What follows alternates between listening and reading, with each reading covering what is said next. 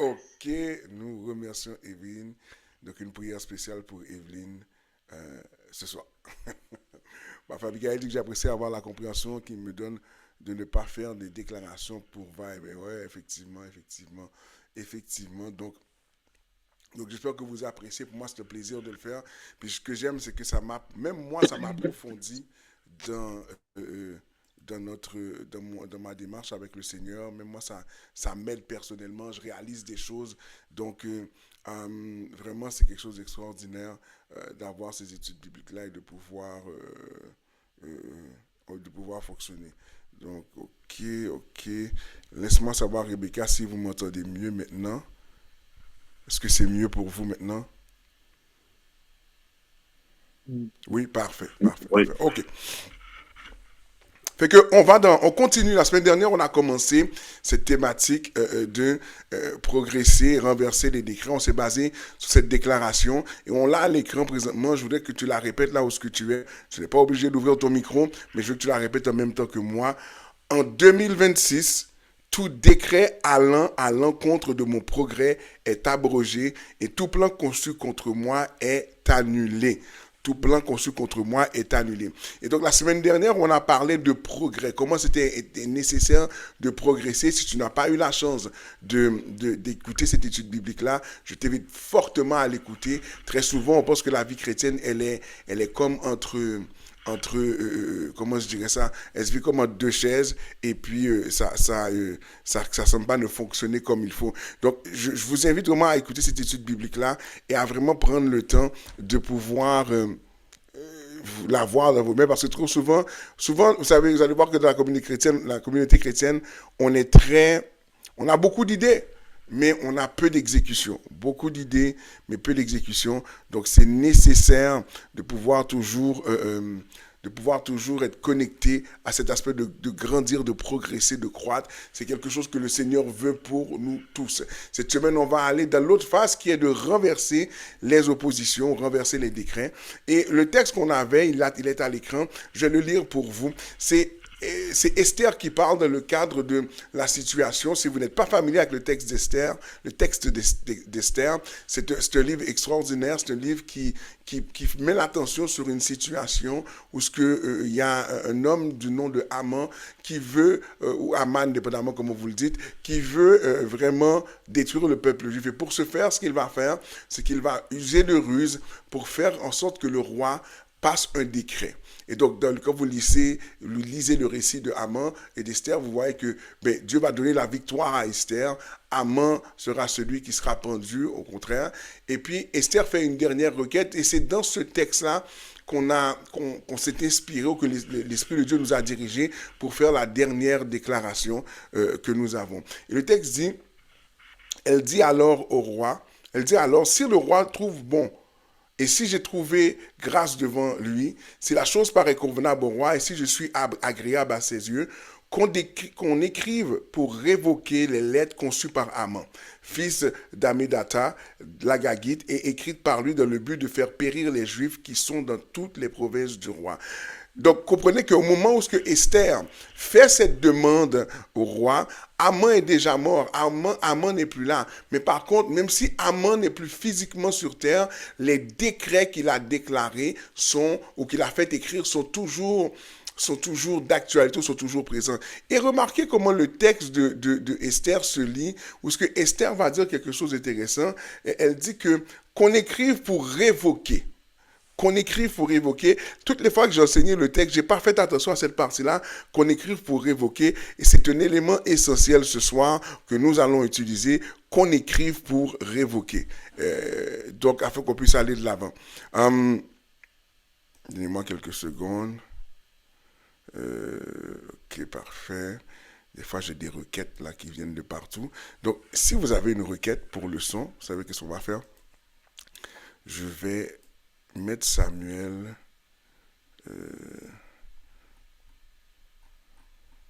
Pierre comme co-dirigeant de la réunion. Comme ça, notre Samuel pourra gérer vos requêtes. Donc, si jamais il y a quelque chose qui est croche, qui est problématique, parce que si je dois faire ça à chaque fois, je risque de ne pas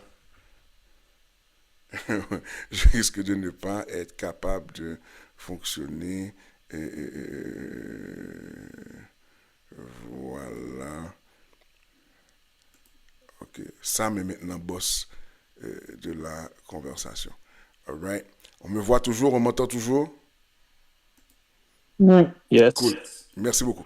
So, donc là maintenant, dans le texte que nous on lit, on dit que c'est Esther qui fait cette demande-là dans le contexte où ce que Haman est déjà mort. Et cette partie-là, comme je vous dis, si vous le soulignez dans vos Bibles, je vous demande vraiment de porter attention qu'on écrive pour révoquer les lettres conçues par Haman, qu'on écrive pour révoquer. C'est peut-être l'une des parties du texte que on n'a peut-être pas vu assez de fois, mais qui est tellement importante. Ok?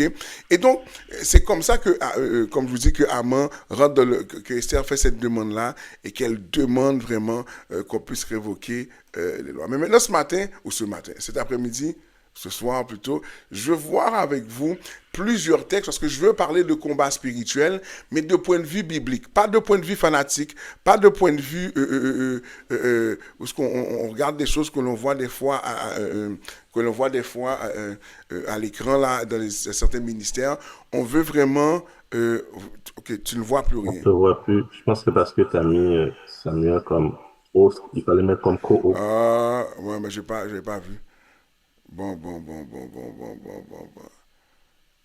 On va y arriver. Touche ton voisin, dit, on va arriver. Sam, renvoie-le sur moi.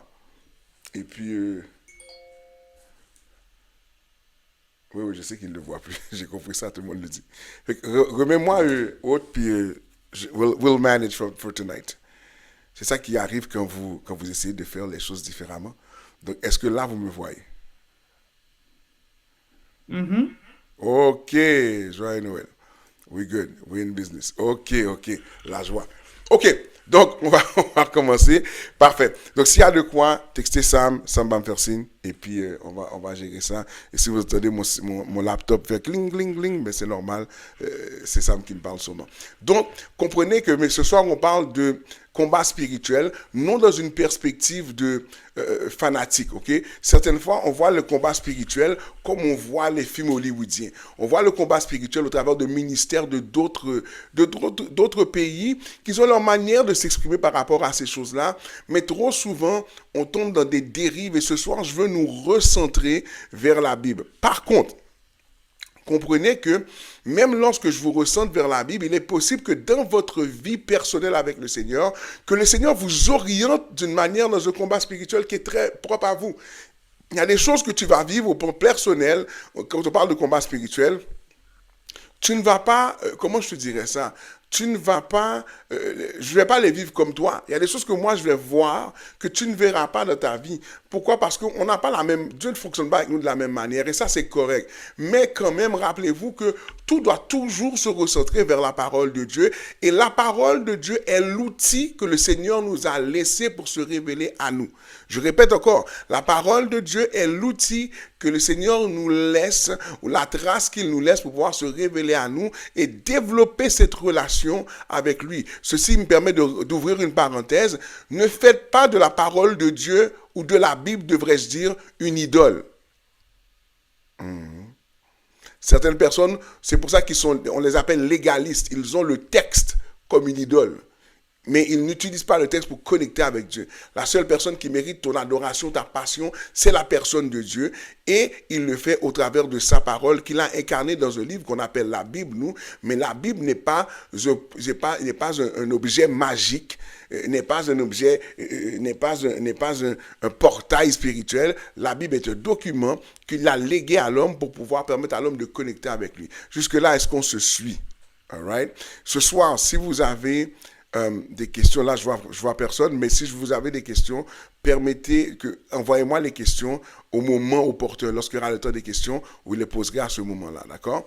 Maintenant, regardons certains textes qui nous permettent de comprendre la parole de Dieu. Regardez avec moi le texte de Matthieu 6,13 que vous voyez à votre écran. Ça dit, garde-nous de céder à la tentation et surtout délivre-nous du diable. Ou du mal, ou dans d'autres versions, du malin. Ok? Et c'est intéressant de voir ça. Pourquoi? Parce que lorsqu'on lit le texte, on comprend deux choses. C'est que dans lorsque Jésus s'exprime aux disciples, parce que c'est la prière du Notre Père, lorsque Jésus s'exprime aux disciples, mais il fait comprendre que le diable existe, ok, et que le mal existe.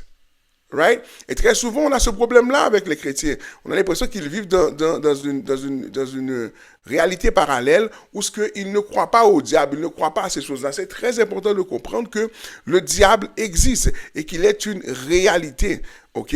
C'est une réalité. Et donc maintenant, la prière du Notre Père est souvent aussi appelée dans certains cercles théologiques la prière des enfants de Dieu. Ok, on parle de père, on parle de la prière des enfants de Dieu. Et c'est important de comprendre ce parallèle-là de père à enfant. Le père a pour charge dans la culture là, juive et même dans le monde, le père avait pour charge de léguer une forme d'enseignement à ses enfants. Et dans le contexte grec, souvent lorsque tu avais un professeur, ceux qui ont joué au basket vont avoir ça, ceux qui ont eu des coachs vont le savoir. C'est comme si à un moment donné, tu as comme quelqu'un qui est avec toi, il est ton coach, puis c'est comme un père, si c'est une femme, c'est comme une mère. Il y a une proximité qu'il développe souvent avec eux. Et donc maintenant, le père dans les cieux désire que tu comprennes que le mal existe et que le diable existe. Donc il y a certaines choses que tu vis, je ne veux pas que tu penses que c'est un délire religieux, je ne veux pas que tu penses que c'est simplement ton imagination, mais je veux que tu saisisses que en réalité le mal existe et Christ prend le temps de le dire. On va regarder une citation de C.S. Lewis, si je me rappelle bien de mes notes. C.S. Lewis va dire ceci: au sujet du diable et des démons, les hommes peuvent commettre deux erreurs. Elles sont diamétralement opposées, mais aussi graves l'une que l'autre. L'une consiste à nier leur existence, en parlant du diable et des démons, et l'autre à y croire, mais à leur porter un intérêt excessif et malsain. Les hommes s'estiment heureux de l'une comme de l'autre. Ok, je vais faire un test avec vous. Quand vous lisez cette citation-là, je voudrais que quelques personnes peut-être prennent la parole et me disent qu'est-ce qu'ils comprennent de cette déclaration de C.S. Lewis.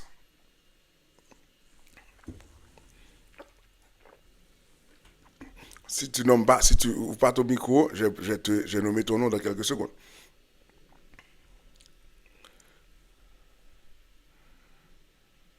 Cinq. Moi, allô? Oui, vas-y. Donc, moi, je pense que quand il dit comme ça, justement, de un, nier l'existence, donc là, ne pas croire, ça va porter au fait que, justement, on peut avoir une emprise, le diable a une plus grande emprise sur nous. Mais dans l'autre sens, quand il dit croire, mais porter un intérêt excessif, malsain, je pense qu'à ce niveau-là, c'est de croire que le diable est tellement présent, tellement puissant, que l'œuvre de Christ, l'œuvre de Dieu, c'est comme si ça amoindrit, en fait, ça enlève la force de Christ dans notre vie et dans notre quotidien. Merci, Lerby. Quelqu'un d'autre?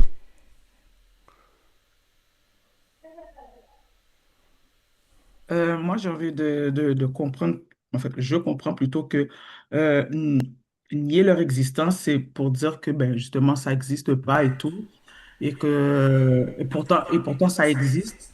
Et l'autre aussi, porter un trop grand intérêt à ça, c'est comme si on se déresponsabilise d'une certaine manière, tout est rendu, c'est le diable, alors que toi-même, tu aurais pu faire quelque chose qui n'est pas correct, et puis tu savais que ce n'était pas correct, mais lorsque tu vois les résultats, ben, tu accuses le diable.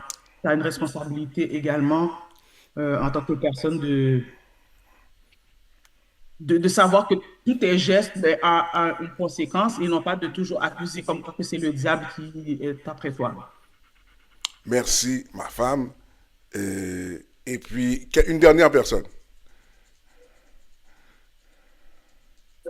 Moi, moi, si je fais un exemple avec qu'on vit aujourd'hui, on va dire que c'est les théories de conspiration. C'est soit tu dis, ben non, c'est pas vrai, ben non, c'est pas, ben non, c'est pas vrai. Ou soit, comme plusieurs sujets, je veux dire que, par exemple, Illuminati, t'es là, tu regardes, t'es sur TikTok, t'es sur YouTube, tu regardes trop, puis ça devient comme si c'était ton Dieu, parce que c'est ce à quoi tu penses. Interesting, j'aime ça. Ce que j'aime, toutes vos réponses sont bonnes. Je vais vous poser une question. Qu'est-ce qui arrive quand tu penses trop à la même chose tout le temps? N'importe qui. Qu'est-ce qui arrive quand tu penses tout le temps à une chose, tu deviens comme obsédé par la chose, qu'est-ce qui se produit? J'ai comme l'impression que tu commences à y croire. Uh-huh. Est-ce que vous avez, Ça, est-ce que vous avez déjà vécu le sentiment que des fois, lorsque vous vivez ces genres de choses-là, l'une des choses qui arrivent, c'est que vous êtes dans une dynamique, tu sais, comme Abigail dit, ça devient une réalité pour toi, c'est comme partout, mais est-ce que des fois, c'est tellement là que tu commences à être dépressif? Tu as l'impression qu'il n'y a plus rien qui existe, il y a juste Dieu, il y a juste le diable. Tu es comme dans une fatalité. Effectivement, certaines fois, tu les attires comme ça. Maintenant, ce que C.S. Lewis nous fait comprendre, c'est qu'il y a des gens qui vivent avec cette réalité-là et qui sont tellement proches avec ces choses-là que souvent, qu'est-ce qui arrive, c'est que lorsqu'ils vivent ces réalités-là démoniaques, l'une des choses qu'ils vont vivre dans leur vie, c'est que automatiquement, il va y avoir un phénomène que ils vont tellement devenir obsédés avec ces choses-là, ils vont tellement devenir obsédés avec ces choses-là, c'est qu'ils voient plus la lumière au bout du tunnel. Ils sont comme pris dans un étau, il n'y a pas de possibilité de s'en sortir.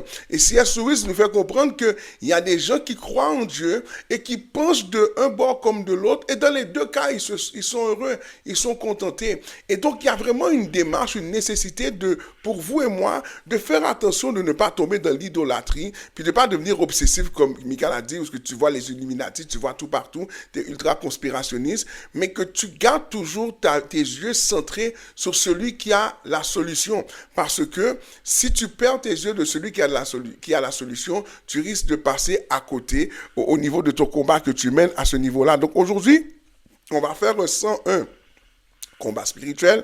Et donc, si c'est votre première fois, vous n'êtes pas habitué avec ces conversations-là, ne vous en faites pas, ce sera très accessible pour tout le monde. Mais je veux vous expliquer le combat spirituel avant qu'on parle de renverser les décrets. Première vérité qu'on a dit, c'est que le diable existe, les démons existent, c'est ce que Jésus nous partage. Ce sont des réalités qui sont là autour de nous. Et C.S. Lewis nous met en garde en quelque sorte de trouver un équilibre en réalité. La vérité n'est jamais dans un extrême ou dans l'autre. La vérité est toujours quelque part au milieu. Et donc, C.S. Lewis nous dit, il y a des gens qui croient totalement, mais ils sont obsessifs. Il y a des gens qui disent, ah non, c'est vraiment dans la tête des gens. Et ce soir, on va essayer de mettre de l'ordre là-dedans. OK? Donc, avançons un peu ce soir. Donc, on va parler de combat spirituel 101. Le rôle premier du diable, j'aurais pu écrire les rôles premiers, mais dans sa première stratégie, le diable, ce qu'il utilise, c'est la tentation, l'accusation et l'oppression.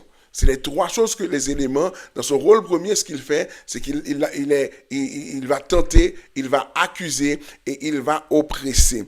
Et donc, le chrétien est appelé à démasquer le tentateur, l'accusateur, et à résister à l'oppresseur. C'est votre rôle à vous et moi. Lorsqu'on parle de combat spirituel, tu n'es pas là pour commencer à appeler tous les esprits que tu connais, les interpeller dans ta chambre. On n'est pas dans un épisode de Poltergeist. OK? C'est pas Ghostbusters, c'est pas tout ça. Le diable, lui, la première chose qu'il veut faire, c'est te tenter. Il veut te séduire, il veut te séduire, et il veut t'accuser.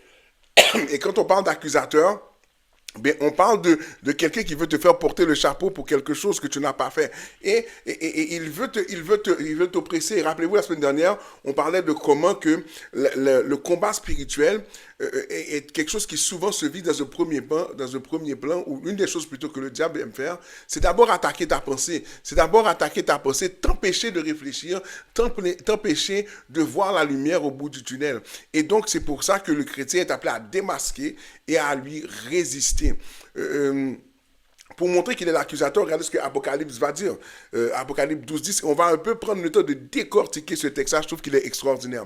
Puis j'entendis dans le ciel une voix puissante qui disait, maintenant le temps du salut est arrivé, maintenant notre Dieu a manifesté sa puissance et instauré son règne, maintenant son Messie a pris l'autorité en main, car l'accusateur de nos frères, celui jour et nuit, les accusait, car l'accusateur de nos frères, celui qui, jour et nuit, les a accusés devant Dieu, a été jeté hors du ciel. Car l'accusateur de nos frères, celui qui, jour et nuit, les a accusés devant Dieu, a été jeté hors du ciel. On est dans le livre d'Apocalypse. Ce qui est intéressant dans le livre d'Apocalypse, c'est que on voit ici, on est dans la fin si vous voulez, des aventures de la terre. Et puis là, maintenant, on dit que le Messie a l'autorité en main et l'accusateur a été jeté hors du ciel. J'aimerais que vous regardiez ce bout de phrase-là, a été jeté hors du ciel. Conséquemment, ça doit vous sauter aux yeux quand on parle de l'accusateur. Je ne vais pas aller jouer dans ces eaux-là ce soir, mais l'accusateur est toujours proche de toi. Il est toujours proche de ton système. Il est toujours proche de ton environnement. L'accusateur est toujours près de toi pour essayer de vraiment te débalancer, pour essayer vraiment de te faire tomber. L'accusateur est toujours là pour vraiment prendre le contrôle de ta vie et te faire penser des choses que tu ne dois pas penser. Et on va comprendre que c'est ce qui s'est passé un peu dans le livre d'Esther.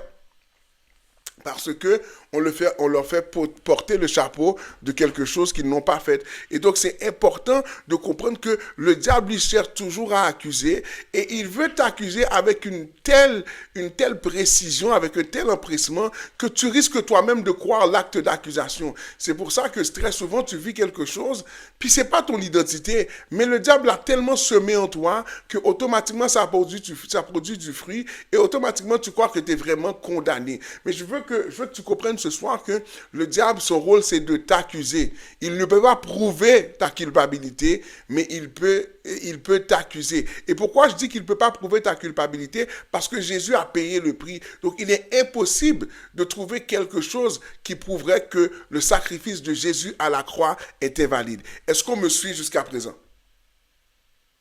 All right? On va continuer. On va continuer. Regardez, quand on parle de combat spirituel 101, j'ai souvent parlé de Goliath, mais je veux définir ça avec vous. Regardez le texte qu'on a de 1 Samuel 17, 23. Pendant qu'il parlait avec eux, Goliath, le champion des Philistins, originaire de Gath, sortit de leur rang et lança son défi habituel à David. David l'entendit, excusez-moi. Et donc, lorsque vous regardez le texte, regardez comment il lança son défi habituel. Le défi habituel. La Bible nous rapporte que ça fait plusieurs jours que Goliath est là, en train de narguer le peuple du Seigneur, et malgré que le peuple du Seigneur avait peur, il ne bougeait pas. La Bible nous montre que le peuple d'Israël est sous panique, Saül est sous panique, tout le monde capote. Écoute, ça ne marche pas. Mais pourtant, Goliath n'attaque pas. Entre vous et moi, si un peuple est à ce point effrayé, je vais attaquer. Mais le texte nous montre qu'il n'attaque pas. En bas, je vous ai mis la définition du mot Goliath. Le nom Goliath veut dire être amené en captivité ou mené en captivité.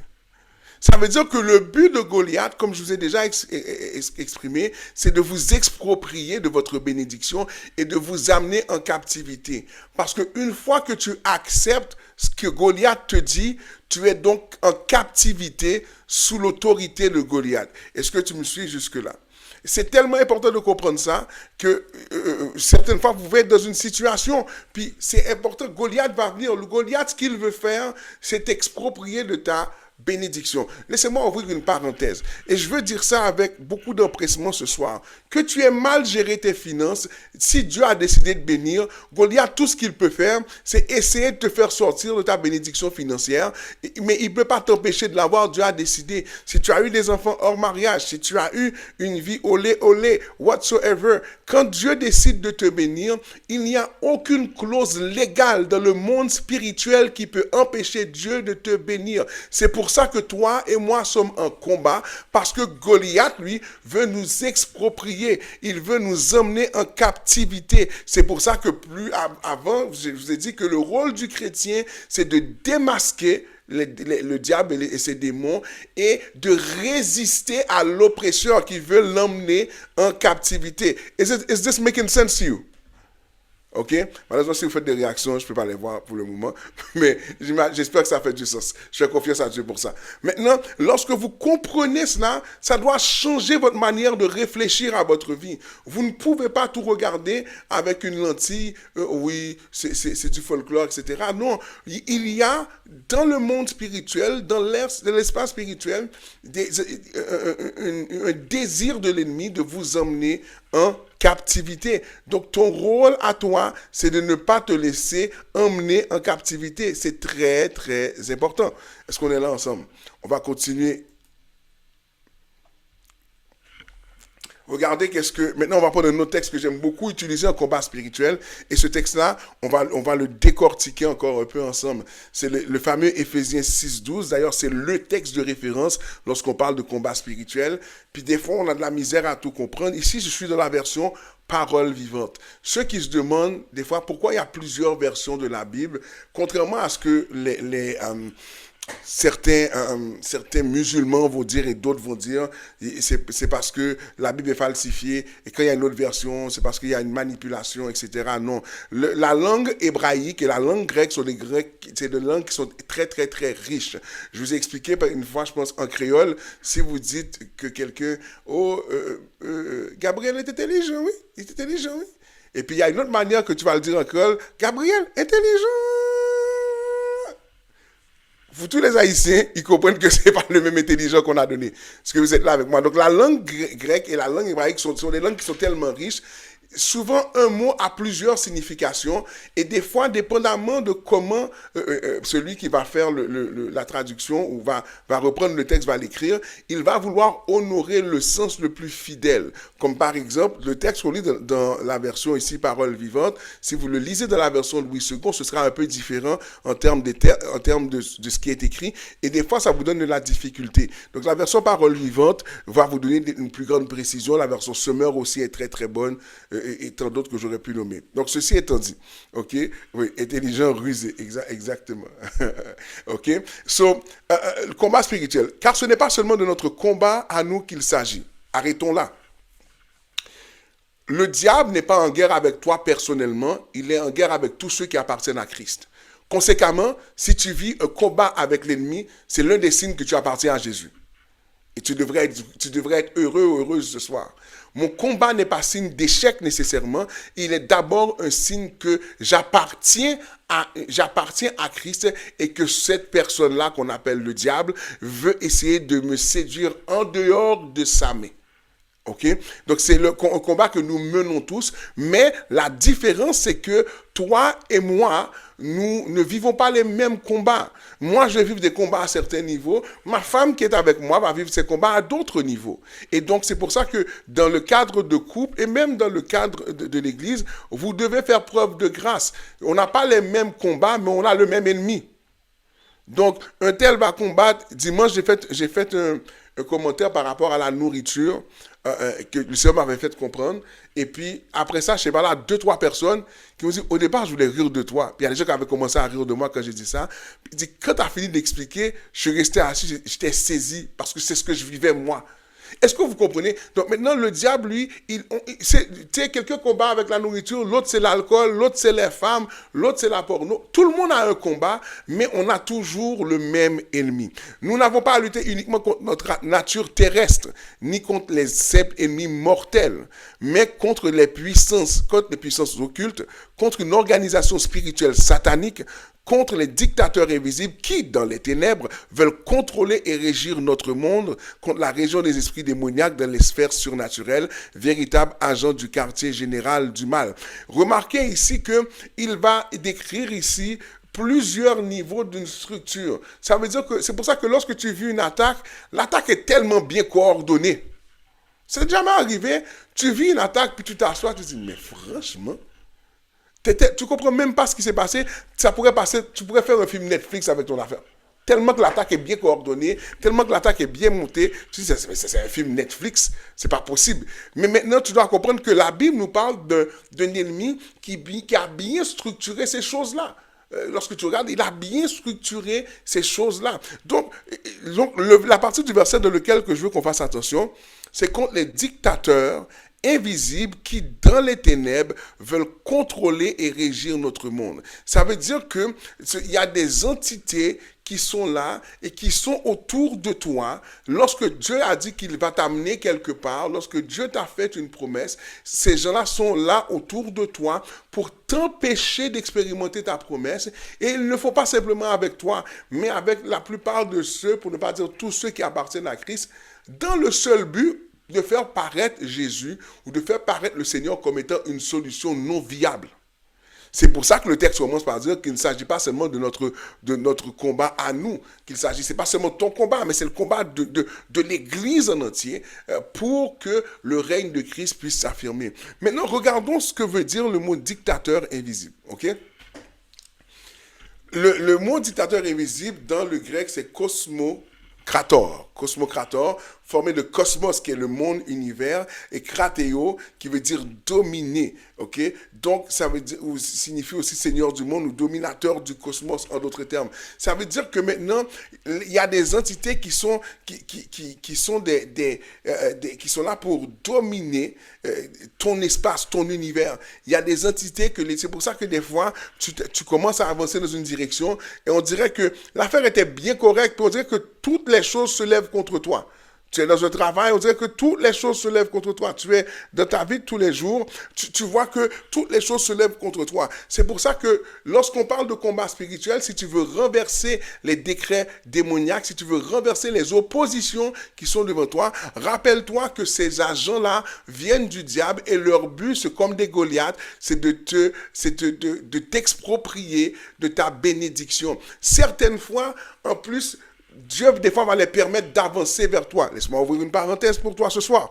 Des fois, Dieu permet qu'il les permet d'avancer vers toi. Pas dans le but de te perdre, mais dans le but que tu pratiques ton autorité. Parce que rappelez-vous, je vous ai dit de la première étude sur la foi, que lorsque tu fais certaines prières, tu dois t'attendre à ce que tu vas suivre un parcours. Il y a des choses que Dieu permet pour ta formation, non pour te perdre. Est-ce que tu es là avec moi? C'est pour ça que lorsque tu vis certains combats, ne commence pas à paniquer. Si Dieu l'a permis, Dieu va te donner la victoire. Si Dieu l'a permis, Dieu va te permettre de triompher. Si Dieu l'a permis, Dieu a une solution pour toi. Le psaume 84 te dit que ceux qui s'appuient sur l'Éternel trouveront en leur cœur des chemins tout tracés. Ça veut dire que s'il y a une opposition devant toi, il y a une victoire en toi.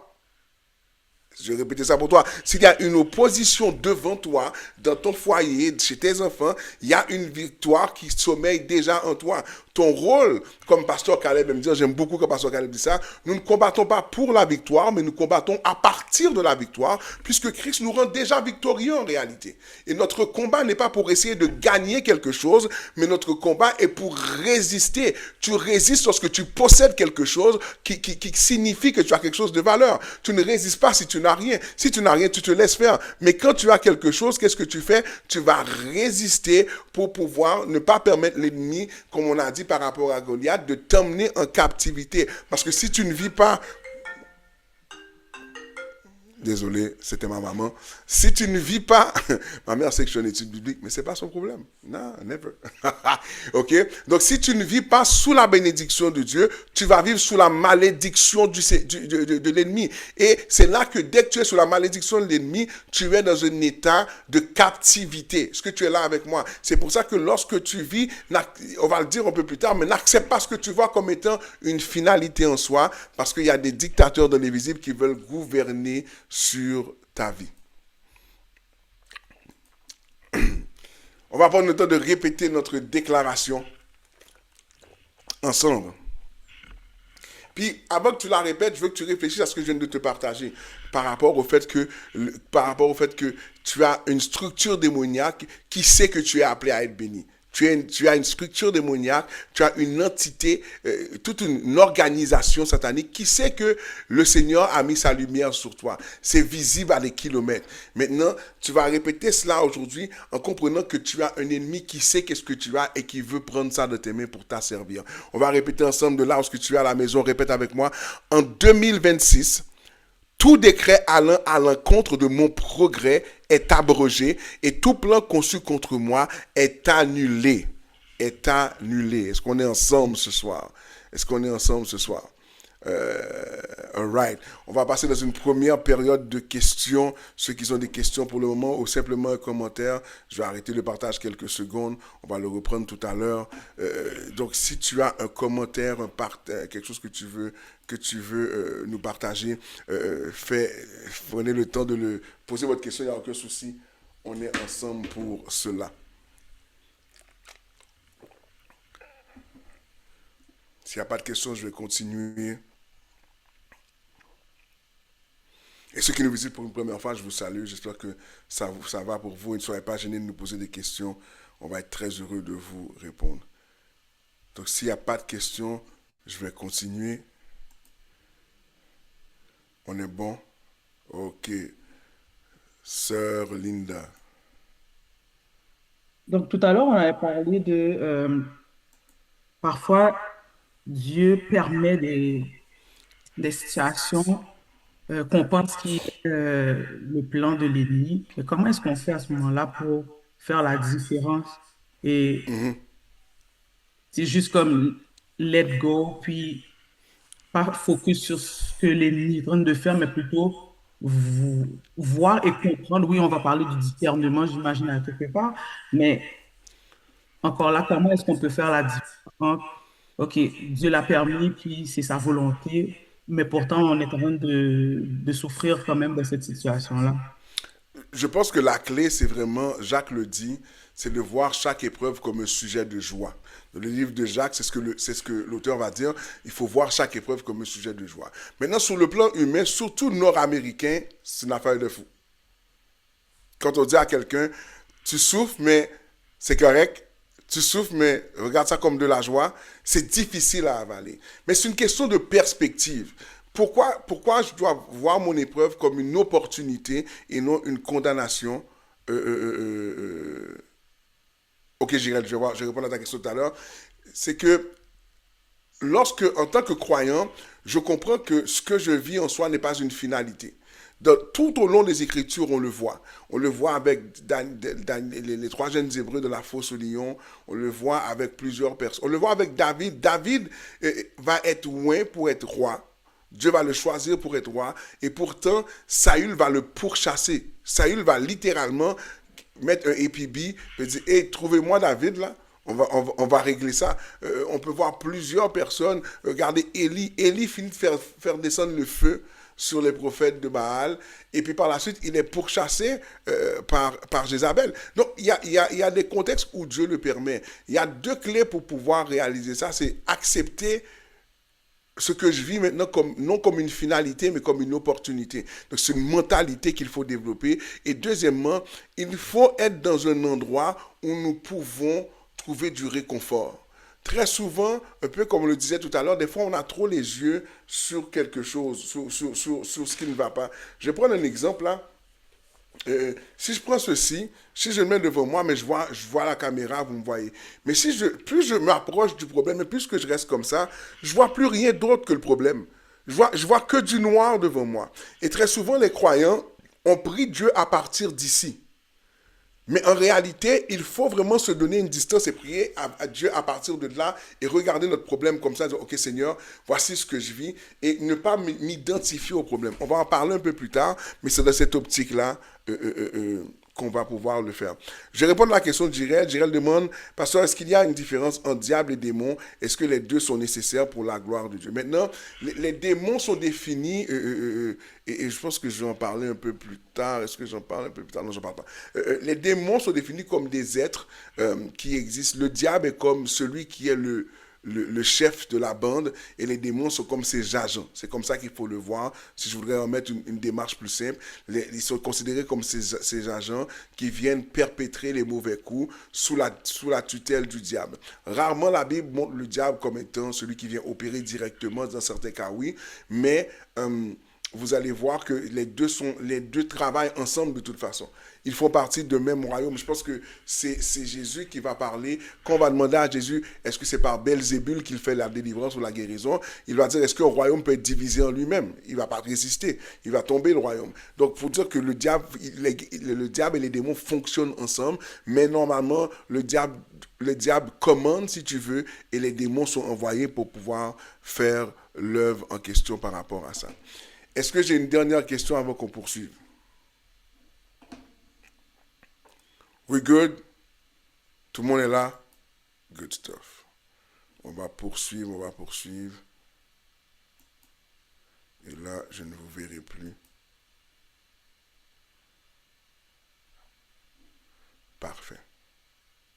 OK. Donc, on continue. Maintenant, je vous ai parlé depuis tout à l'heure je vous ai fait un peu un 101 du combat spirituel, comment qu'on doit le voir. Il y a plein de choses que j'aurais pu vous dire ce soir, mais ce serait long, ça peut être lourd aussi. Mon but, c'est pas de vous donner un truc qui soit archi lourd pour que vous ne compreniez pas.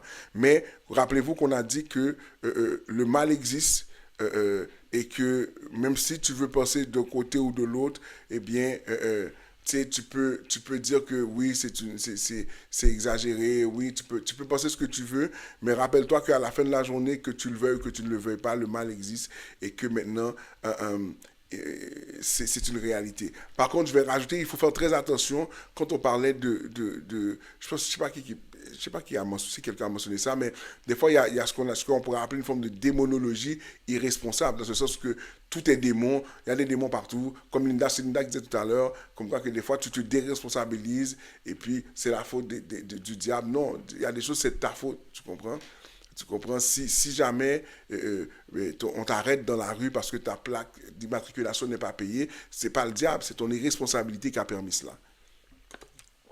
Ça, c'est vraiment important de comprendre cela. D'accord? On va continuer et on va parler de renverser les décrets. Parce qu'on se rappelle que notre thématique, c'est que on dit que toutes les déclarations qui sont en opposition à mon progrès, mais elles sont abrogées. On va parler maintenant de renverser les décrets. C'est là que je veux que vous compreniez que c'est pas quelque chose de piqué des verres, mais qui fait du sens. C'est quoi, quand on parle des termes comme malédiction, comme on parle de décret démoniaque, quand on parle de toutes sortes de paroles qui peuvent être déclarées sur nos vies pour nous maudire, etc., c'est quoi? Donc, un décret maléfique, je vous l'ai écrit ici, ça veut dire que le décret maléfique, c'est plus qu'une opinion, c'est une autorisation. Haman, dans le texte de Esther, ne se contente pas d'haïr Mardoché, mais il veut légaliser la violence contre lui. Okay? Et donc maintenant, il obtient une signature avec le sceau et il transforme la haine en permission officielle. Donc, automatiquement, il faut comprendre que lorsqu'on parle d'une déclaration démoniaque, c'est une autorisation que l'ennemi se donne pour pouvoir rentrer dans ta vie et faire toutes sortes de méfaits. Maintenant, rappelez-vous, tout à l'heure, je vous parlais de comment que le diable existe, mais vous devez comprendre que maintenant, c'est une permission qu'il se donne. Et plus tard, on va comprendre pourquoi on parle de permission qu'il se donne. Il y a certains rêves que tu fais, certains songes, il y a des gens qui font des rêves bizarres, des gens qui font des expériences bizarres. Il y a certaines choses qui se passent, c'est des permissions que l'ennemi se donne. Il faut faire attention de ne pas se soumettre, comme on a dit précédemment. On va continuer avec ce qu'on lit ici. Lorsqu'on parle de renverser les décrets par la suite, lorsqu'on parle de malédiction, on parle de une malédiction par les paroles, par les ténèbres. Donc, quand je dis par les paroles, par les ténèbres, ça veut dire que c'est une malédiction qui est émise par des mots, mais qui vient du monde des ténèbres. All right? Et ce sont des mots prononcés dans l'intention de te nuire, de te limiter ou de te détruire.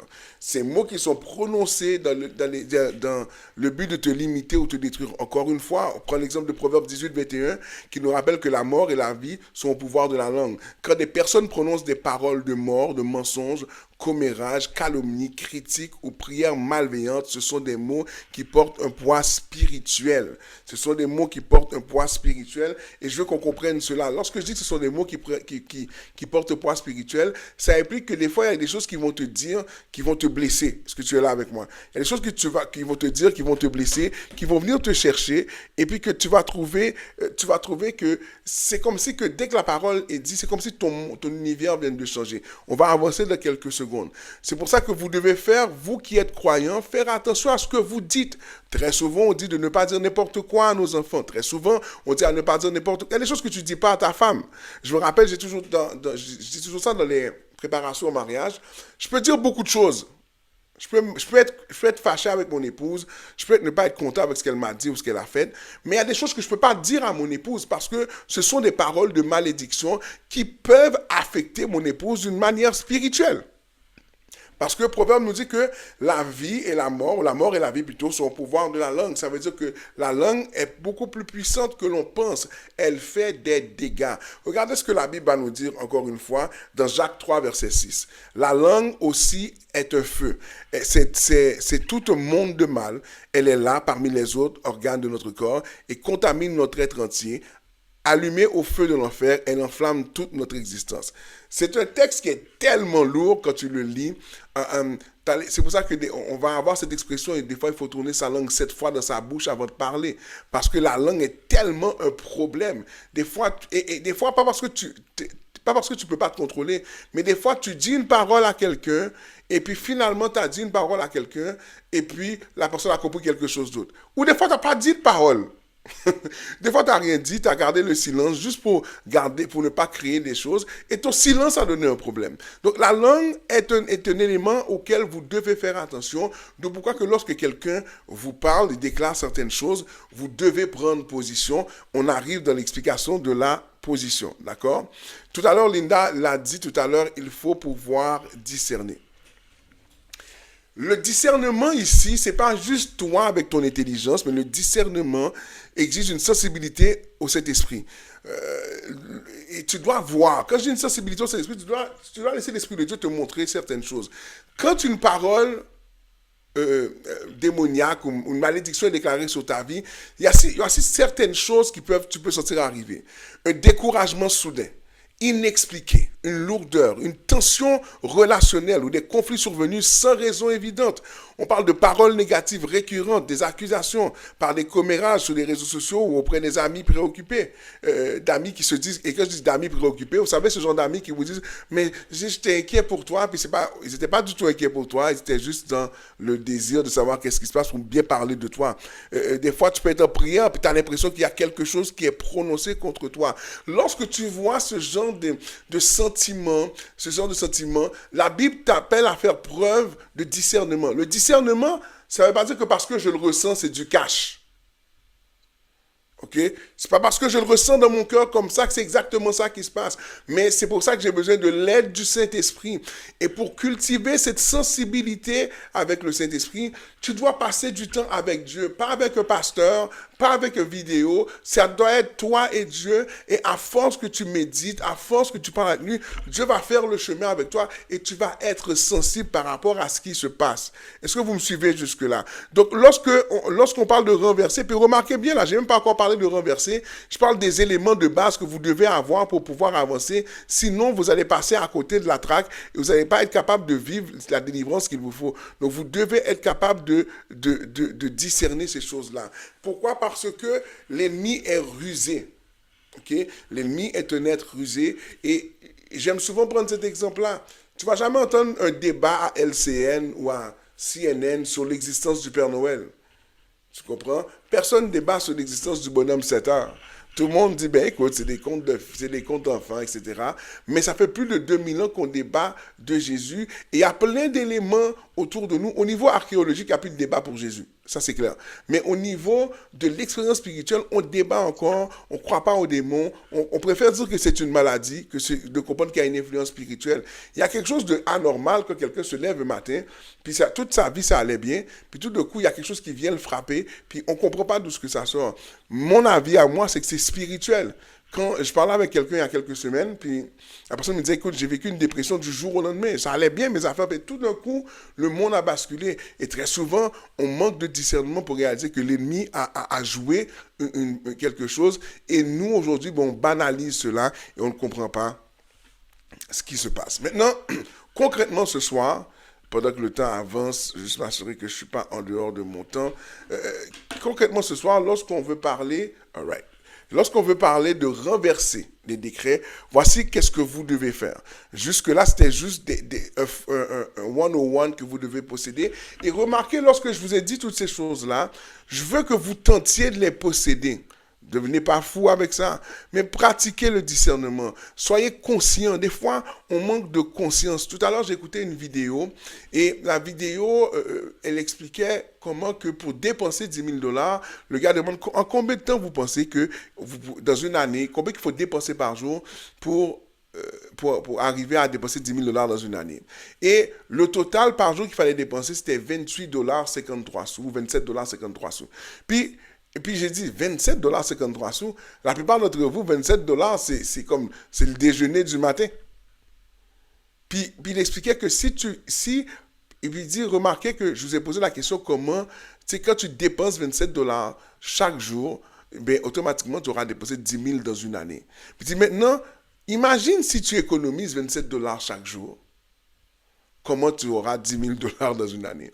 Simplement en prenant au sérieux les éléments de la conversation et en les plaçant dans leur position respectable ou avec sérieux, on réalise que, mon Dieu, tu sais, au lieu de dire que c'est rien 10 000 dollars, je réalise que, hey, je serais capable d'économiser beaucoup plus d'argent si je ferais beaucoup plus attention à comment je dépense mon argent. Ça, vous le savez, mais vous ne le mettez pas en pratique. C'est la même chose dans les choses spirituelles. Il y a des choses que vous savez, que vous sentez, mais que vous ne les mettez pas en pratique. Et c'est ce qui cause souvent du fait qu'on doit répéter des choses tout le temps. Et Paul va dire ça.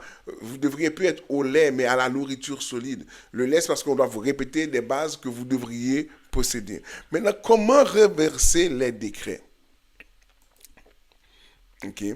Et avant que je commence à parler, je vais dire un principe que j'ai dit la semaine dernière que je veux répéter aujourd'hui. Pendant des années, je pense qu'on a cultivé la notion des démons générationnels. Et pendant des années, j'ai été adepte de ça. Mais il y a des choses que vous devez comprendre. Le diable ne crée pas, il copie et falsifie. La Bible, le diable n'est jamais défini comme un créateur. Il est défini comme quelqu'un qui accuse, qui est un menteur. La Bible va dire que dès la fondation du monde, il est le père du mensonge. Donc maintenant, même que le diable te parle, il n'y a rien qui va dire qu'il va être vrai à la fin de la journée parce qu'il est le père du mensonge. Et donc, conséquemment, quand tout à l'heure, on disait qu'il faut faire attention de ne pas être comment je dirais ça, obsédé par les démons et choses comme ça, souvent l'ennemi profite de ton obsession pour te faire croire qu'il est tout puissant. Tandis qu'il n'est pas aussi puissant que tu penses. L'ennemi va toujours profiter de ton ignorance. Et donc aujourd'hui, je veux vous dire que je ne crois pas dans les démons générationnels, je crois dans des cycles démoniaques, des cycles générationnels. Un cycle, c'est quoi? C'est que j'ai commencé quelque chose et ça a tellement impressionné la première génération qu'ils ont marché dans un pattern qu'ils répètent et je n'ai plus rien à faire. Les gens continuent le cycle sans jamais s'en sortir. C'est comme quelqu'un qui prend de la drogue. On vous dit que dès que tu prends une drogue dure comme de l'héroïne ou de la cocaïne, c'est fini. You're wired. You are wired. C'est fini. T'es connecté là.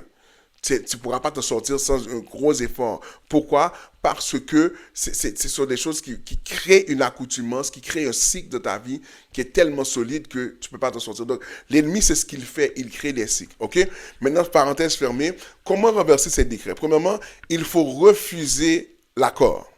Je vous ai dit tout à l'heure que lorsque l'ennemi rentre dans ta vie, et déclare quelque chose, ou quand quelqu'un est utilisé par l'ennemi, comme Haman a été utilisé dans le texte d'Esther, lorsqu'il est utilisé par l'ennemi et il déclare quelque chose dans ta vie, le but, ce qu'il veut faire, c'est prendre une permission.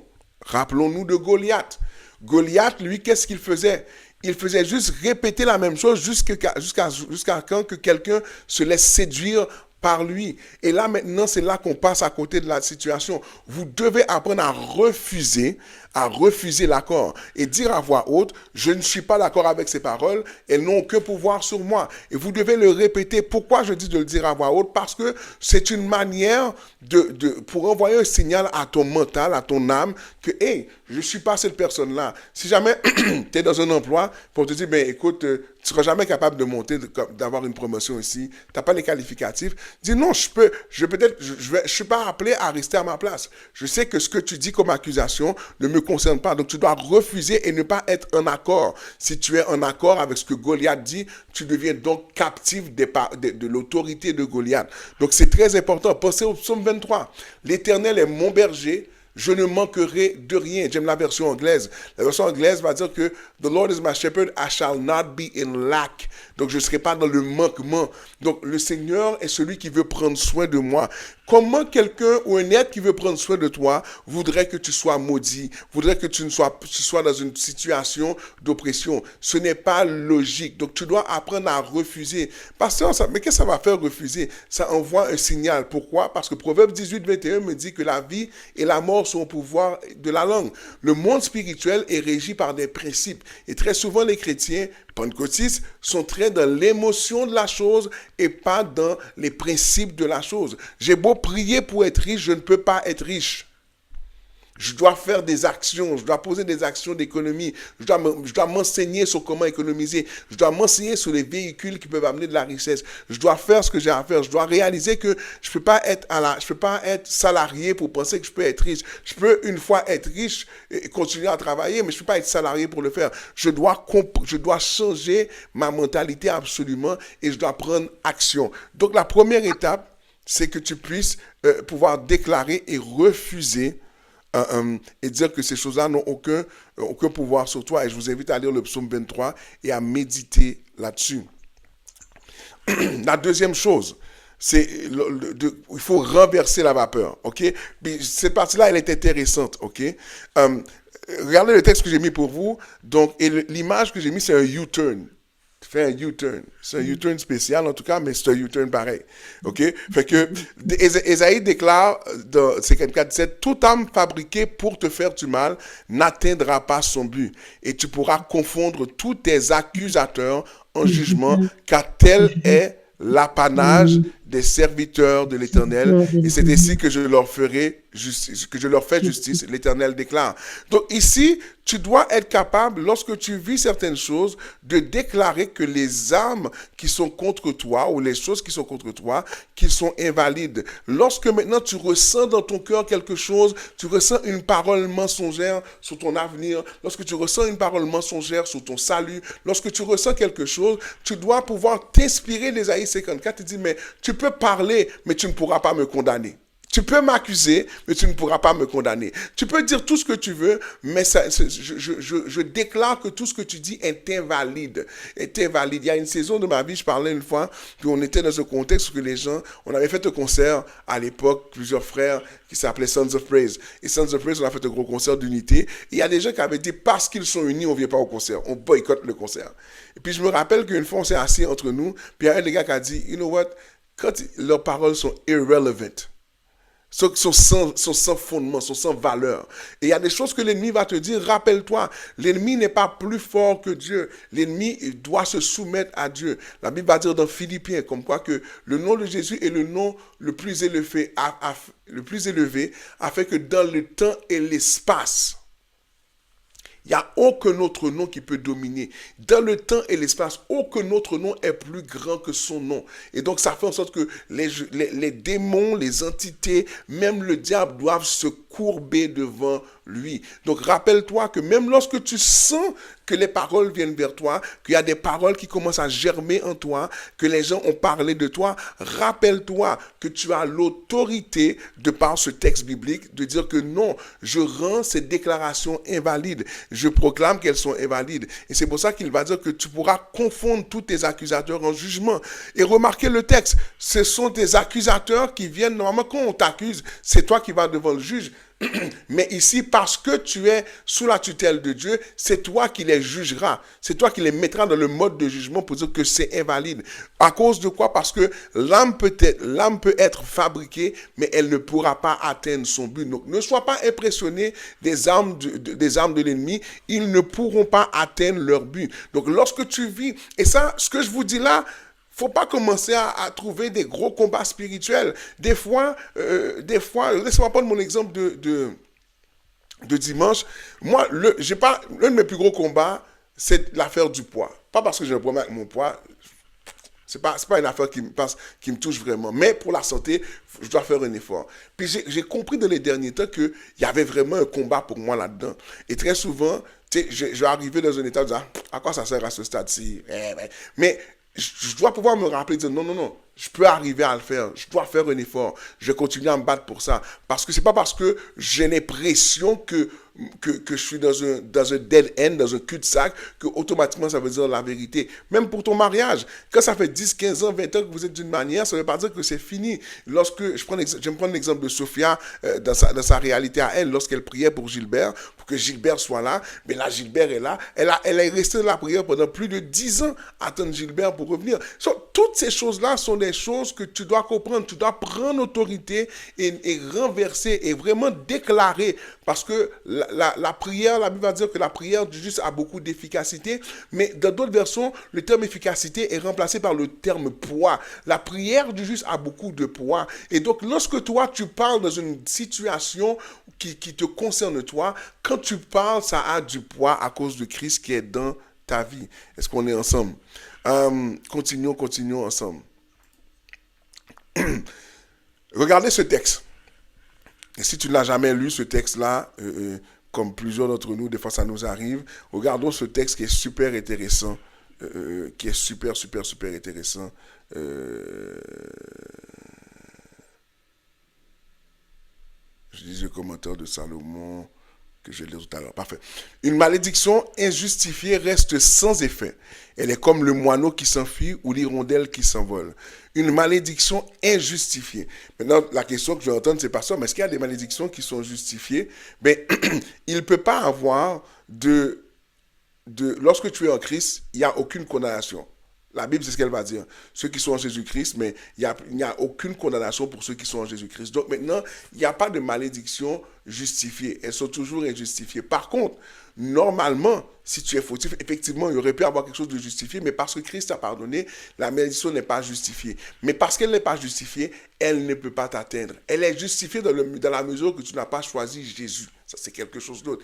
Mais normalement, pour le croyant, il ne peut avoir de déclaration justifiée parce que le sacrifice de Jésus à la croix a tout pardonné, a tout réglé et a tout restauré. Rappelez-vous, lorsque vous êtes en mode repentance, la repentance, ce n'est pas simplement le pardon ou l'effacement de la dette. C'est aussi la restauration de ton autorité, la restauration de ta position en tant que fils ou fille de Dieu. Et donc, un texte intéressant, une malédiction injustifiée reste sans effet. Et lorsque tu pries, tu peux déclarer cette parole-là aussi.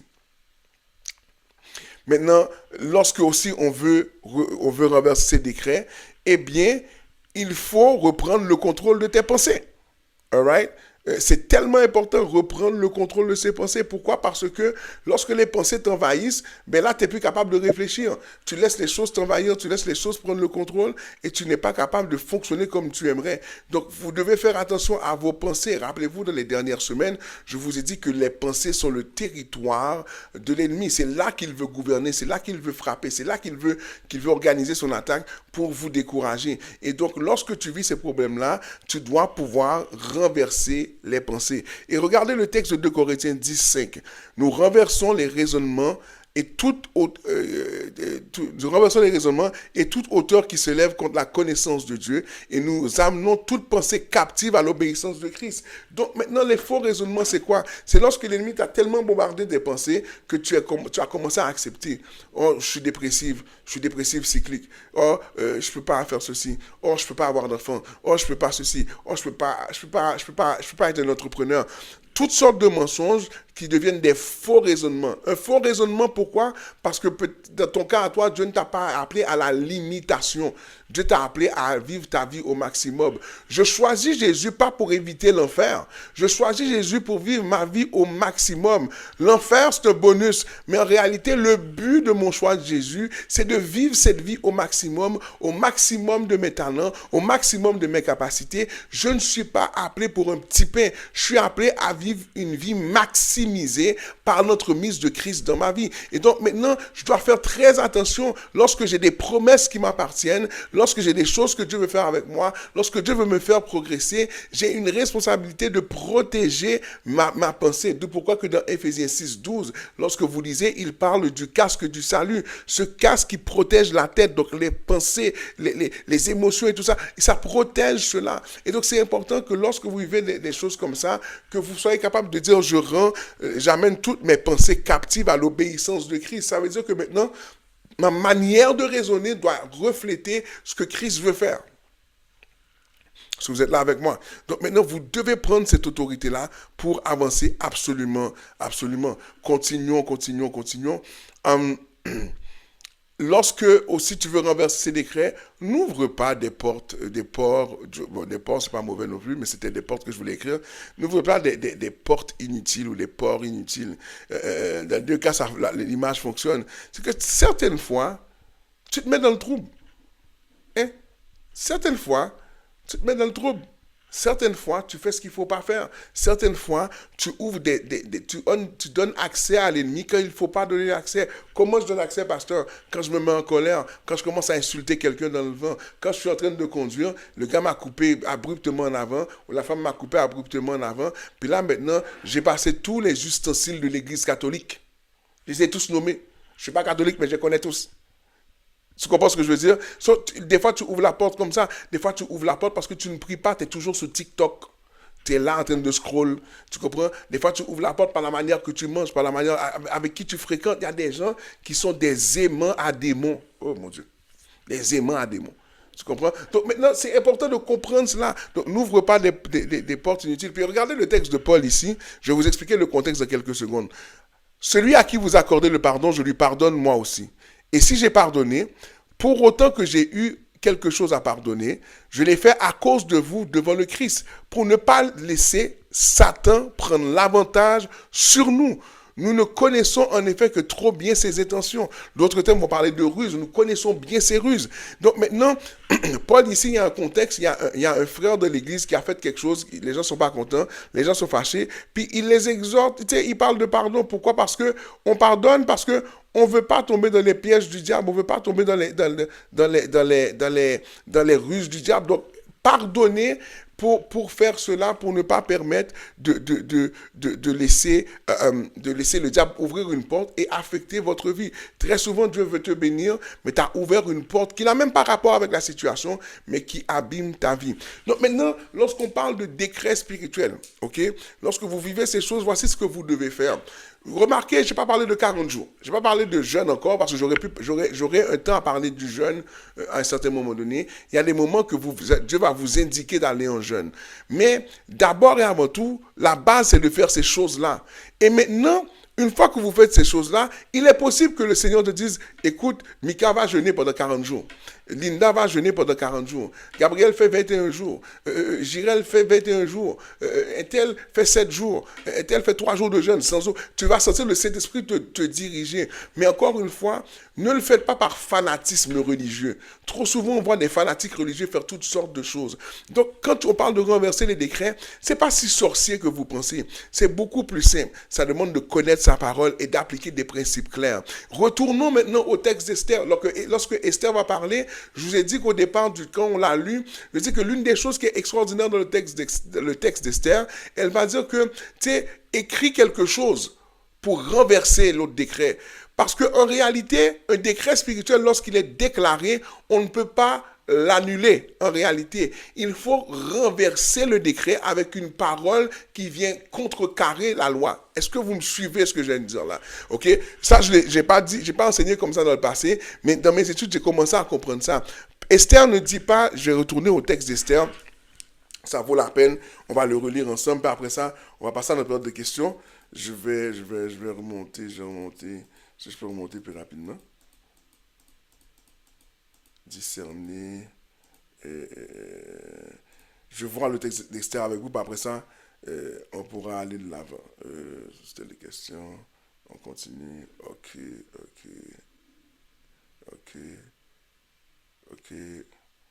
On avance. Là, j'ai trop reculé, c'est sûr. Ok. Il va reculer. Bah oui, c'est sûr. J'avais trop reculé. Ok, il va revenir dans quelques secondes. Lorsque vous gardez le texte d'Esther, lorsque Esther va parler à Haman, all right, on s'en vient. All right.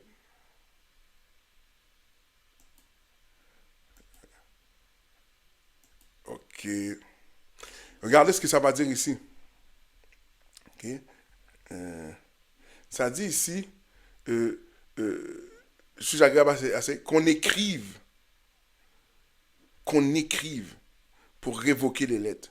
Puis quand elle dit qu'on écrit pour révoquer les lettres, ce que j'ai compris quand je priais, c'est que le principe spirituel, c'est que si j'ai dit que Gabriel sera pauvre, Gabriel doit déclarer et dire, moi j'annule ces paroles et je déclare la richesse. Si tu entends dans ta voix que tu dis que tu ne seras pas mère, tu vas dire que non, le Seigneur m'a dit que je serai une mère, il m'a parlé, j'annule ces paroles-là et je déclare que je serai mère de plusieurs. Si jamais tu entends ce soir pendant que tu es avec moi que tu ne vas pas te marier, tu contrecarres les paroles en déclarant une parole qui va à l'encontre de ces paroles et qui confirme la bénédiction de Dieu. C'est pas juste dire j'annule et je fais du statu quo. J'annule et je dois prendre la place. Il y a un principe qu'on dit souvent, c'est qu'un endroit vide va toujours se remplir. Tu dois pouvoir absolument ne pas laisser l'endroit vide spirituellement, mais prendre position afin d'arriver à la bonne place et de vivre ce que Dieu veut faire avec toi. OK? Ce soir, je veux que vous compreniez ceci. On n'a pas encore parlé de jeûne, comme je vous ai dit, je ne vais pas parler de tout ça, mais que je veux que vous compreniez à quel point c'est nécessaire de comprendre ces principes-là. On va passer aux questions si on en a pour ce soir. All right. Est-ce que, OK, avant que j'aille aux questions s'il y en a, puis avant qu'on aille prier pour terminer dans pas long, est-ce que c'est plus clair pour plusieurs d'entre vous lorsque je parle de renverser les décrets et le combat spirituel? Ça c'est dit oui. Est-ce que, ok, les gens disent oui, ok, parfait. Parce que très souvent, ce qui arrive, c'est que on regarde certains programmes sur YouTube, on se dit, mais bon Dieu, il me semble que ça crie beaucoup. Il me semble que ça s'énerve beaucoup. Puis là, maintenant, on voit pas ce que ça donne. Et on a l'impression qu'il faut être super... Mais non, il y a des choses qu'on peut faire vraiment. La Bible, elle nous donne des solutions. La Bible est au courant de ça. Je vais lire le commentaire de Salomon avant de prendre les questions. Je pense que l'essentiel est de reconnaître que le combat spirituel est réel. 1 Pierre 5,8 nous dit rester vigilant et spirituellement équipé et ne pas se laisser dominer par la peur ou l'obsession. Nous devons juste se rappeler que Christ est plus grand que le mal. Dans 2 Jean 4,4, effectivement, Salomon, c'est exact à ce niveau-là. Avant qu'on aille en prière, pour terminer pour ce soir, si vous avez des questions, je vais les prendre maintenant. Gérald dit que ça a été édifiant. Si tu as une question, tu peux juste ouvrir ton micro. Je vais prendre ta question et par la suite, sinon, on va prendre le temps de prier pour terminer ce soir. Sinon, tout le monde est bon, c'est clair pour tout le monde. Ça a l'air d'être clair pour tout le monde. C'est fantastique, ça. Je ne sais pas si c'est fantastique ou si c'est que vous avez rien compris à la fin de la journée, mais j'ose espérer que vous avez compris. J'espère que vous avez compris. On va prier pour terminer. On va prier pour terminer ce soir.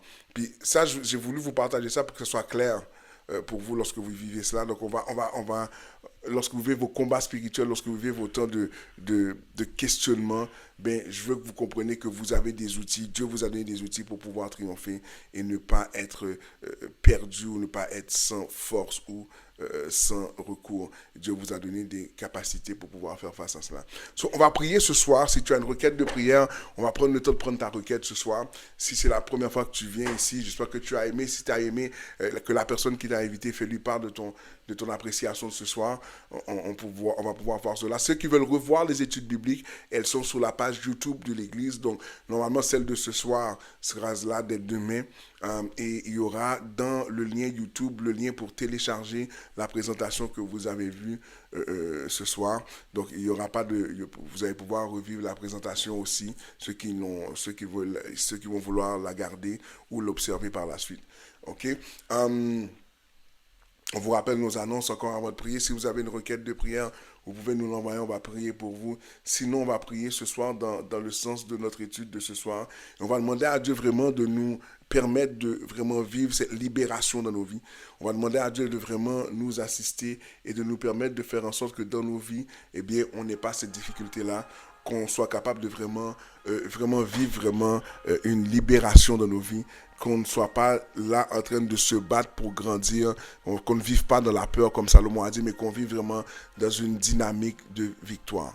Amen. On va s'incliner, je vais vous conduire dans la prière et par la suite on va terminer. Seigneur Dieu de gloire, je te remercie pour la grâce que nous avons de te connaître. Merci pour la parole qui nous libère, qui nous permet de grandir. Et ce soir, Papa, nous voulons déclarer à l'instar de ce que nous avons appris, Seigneur, comme quoi que, Seigneur, nous triomphons. Nous annulons toute parole qui est problématique. Nous annulons toute parole qui ne fait pas de sens. Nous annulons toutes les paroles de peur et d'inquiétude qui nous animent et nous voulons les remplacer ce soir par des paroles de vie.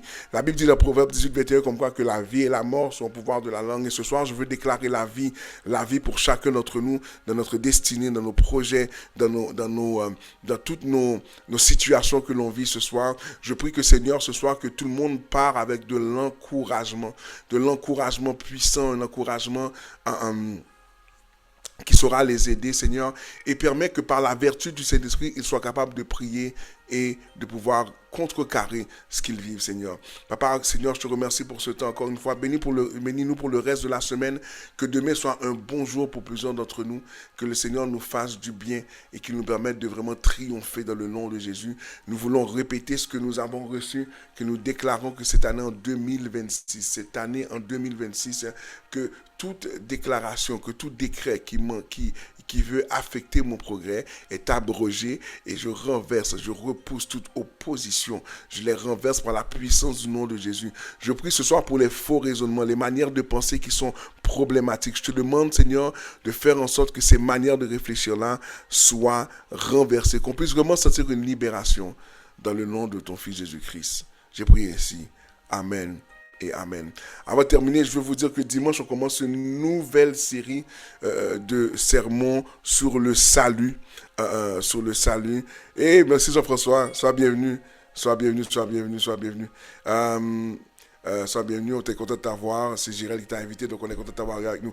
Dimanche, on commence une nouvelle série sur le salut. Cette espérance qu'on a après la mort. On va commencer une série sur le salut qui sera très, très, très importante, qui va nous conduire à Pâques. Et on vous rappelle d'amener vos denrées. Donc, c'est avec de la nourriture non périssable. Si vous voulez, on veut pas donner de l'argent directement, on veut vraiment donner des éléments. Donc, nourriture non périssable. Tout ce qui est produit d'hygiène féminine, amenez-les en grand nombre. Vêtements pour femmes, s'il y a des choses qui sont propres, on le répète, propres, qui ne sont pas usées, que vous voulez donner, eh bien, on veut pouvoir aider cet organisme-là pour Pâques à ce niveau-là. Donc, sinon, je vous salue tous. Merci d'avoir été présents. On se retrouve dans les groupes de prière si vous avez votre groupe de prière. Et si jamais c'était votre première fois, on espère vous voir dimanche aussi. God bless you all. Et on est content. Blessings everyone. Bonne soirée. Bonne soirée.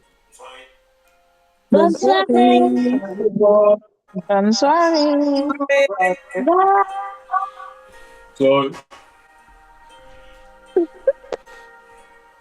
Bye. Bye bye. Bye.